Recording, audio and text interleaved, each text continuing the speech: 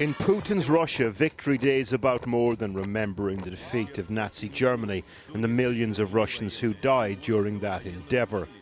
It's also become a set piece of Putinism. A pageant of identity politics, a showcase for a country and economy re-engineered for war in Ukraine, high on the inhaled fumes of turbo-patriotism and grievance against the West. So the president commemorated the losses in one world war by alluding to the possibility of another. Russia will do everything to prevent global confrontation, but at the same time, we will not allow anyone to threaten us. Our strategic forces are always in combat readiness. For strategic forces, read nuclear capability. Sabres were not the only weapons rattling in Red Square. As with other years, the old World War II T-34 tank took pride of place. Other tanks engaged in Ukraine. Soldiers from the Central African Republic were part of the parade, a nod to Russia's expanding sphere of influence in Africa.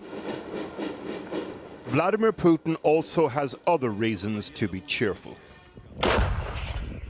The Russian army is exploiting a window of opportunity in Ukraine. The delayed arrival of new American weaponry and an opponent struggling to reinforce and rest battle-weary troops. Ukraine's head of military intelligence has said they're expecting a more large-scale Russian offensive next month. But fierce fighting continues in the direction of Avdiivka and Chasiv Yar in the Donetsk region. You may remember Bakhmut in one of the war's bloodiest battles last year. Well, Chasiv Yar is about 10 miles to the west of that and is a much more strategically important town. Earlier this week, Ukrainians hit an oil depot in Russian-controlled Luhansk in the east of Ukraine.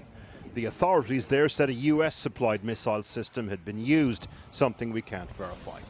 It comes, though, against a backdrop of rolling, devastating strikes by Russia on Ukraine's energy infrastructure.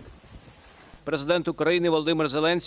President of the European Parliament, Roberta Metsola, was in Kyiv today alongside President Zelensky, who was at pains to point out a build-up of Russian troops across the front while Ukraine was waiting for new Western weapons. The press conference was interrupted by an air raid siren. How are you feeling, Roberta? I'm all right. I'm all right. And as you say, it's Europe Day. Today is Europe Day, a celebration of peace and unity on the continent back in the day.